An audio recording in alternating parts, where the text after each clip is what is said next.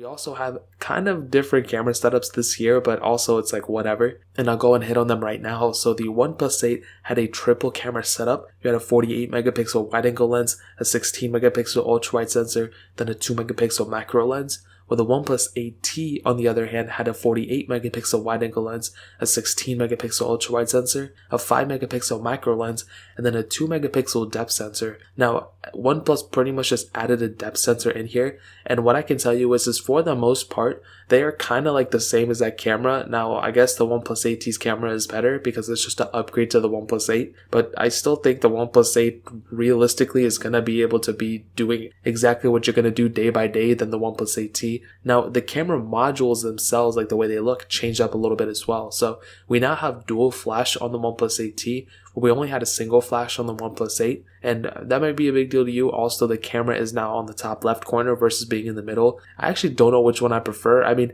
I like the OnePlus 8Ts, but I also like the OnePlus 8. If I'm being completely honest, I kind of love the OnePlus 7T's camera module on the back, like how it was a circle. I really like that one, but these ones, I guess, are more or less the same. It really doesn't matter. Now, with the OnePlus 8's camera, you can do 4K at 60. Very good camera for the most part. It's definitely not the best camera of 2020, but I think if whatever you're going to do with it, you're going to have a good time with it. Like, it's really not that big of a deal when it comes down to this specific camera module. The OnePlus 8 cameras was definitely good, but it's not like, you know, you didn't have the telephoto lens. You just really only had an ultra wide sensor. Nobody's going to use that macro lens for the most part. Where the OnePlus 8T just adds another lens that nobody's really going to use. Now, the macro lens does go up in megapixel count, and you're getting that depth lens, but I really don't know. I don't even know what you can do with it. I don't even know anybody who uses that type of lens. So if you use it, then I guess you have it here. You still maintain that 4K at 60, you still maintain the ultra wide sensor and all that stuff, and those stay the same megapixel count, which is totally okay. But I think for the most part, if you're getting the OnePlus 8 or the 8T,